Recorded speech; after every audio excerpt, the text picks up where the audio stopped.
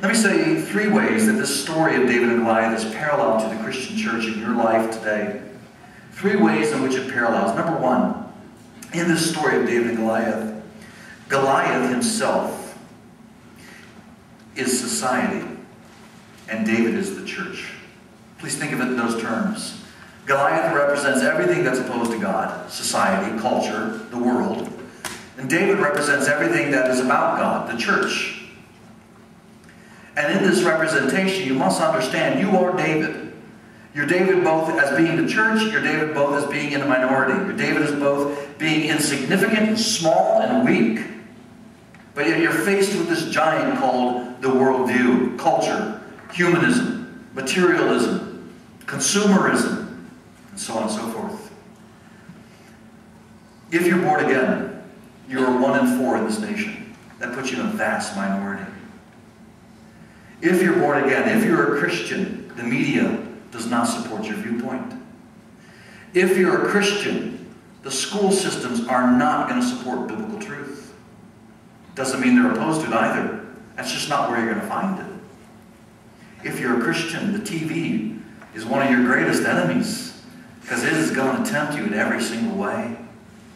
And if you're a Christian, consumerism, the abundance of our nation, is a huge giant to us.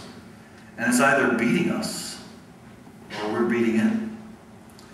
So you see, society is Goliath, the church is David, and we're in a battle.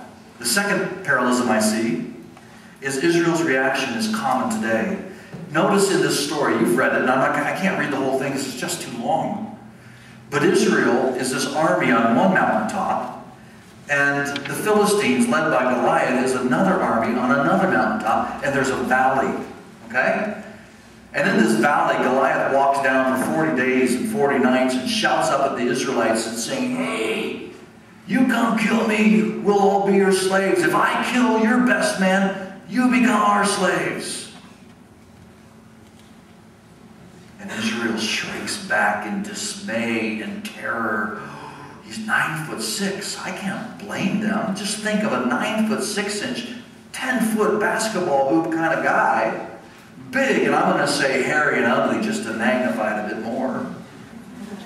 Guy trained to do battle. A guy who's experienced this kind of contest multiple times. Shouting up at you and saying, hey, you, normal-sized human being, come on down and fight me. You win, you get us. I win, we get your guys. Who's going to take on that responsibility? And Saul, the king, is the biggest guy in Israel. Maybe 6'4". Hardly good enough to make an NBA basketball team. So when you see the contest, you have Israel's reaction of terror. Oftentimes the church today is in fear of society. I don't mean we're standing here quaking. We're enjoying our country very, very much. But when our country challenges our faith, we shrink often. That's why the mainline denominations are accepting homosexuality as normal. I was kidding at our conference and say, is the day going to come when we sanctify and have a ceremony for people living together, blessing their so-called arrangement? And so we're Israel sometimes, backing away, too afraid to admit we're Christians because our friends might look at us weird. And all the other consequences. The third parallelism we can see is this. David's reaction should be our reaction as Christians to any challenge to God's honor and glory. Do you remember last week when I started this series on David, his faith and his failures, that a man after God's own heart, a woman or a man after God's own heart is going to be the one who wants to stand up for God's glory, who loves God so much that his biggest concern is that God's fame, his character, his very nature shine from our example in life. That's what David was worried about here. His reaction should be ours, and that's why I want to focus on it today. He had a passion for God's honor. His blood boiled to hear God being mocked by a non-believing man. So Facing the Giants. You remember the movie? Anybody see it? Facing the Giants. Great movie.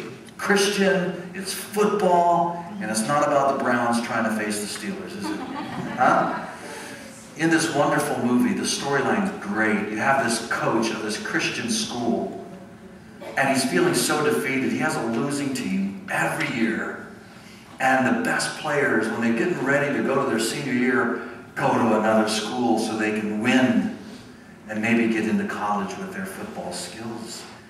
Another year is unfolding just like that. Rumors, gossip in a Christian school, oh my, are saying this coach is not going to last.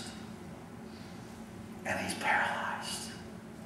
He's feeling defeated until he turns to God's word and finds his strength in him. And then he faces his giant, his team being a perennial loser. And he starts talking to them and encouraging them. And you know the story, it's a Christian Rocky, right? Small Christian school against the big old public schools. Won't tell you the end, go rent the movie. But he's facing the giant. The school is facing the giants. And in some sense, we are called to face the giants in our lives. What's defeating your faith today? What's scaring you? What's paralyzing you? What's causing you and I to not stand up right now by faith and trust in the Lord? That's your giant. Think about it right now. Put that in your mind.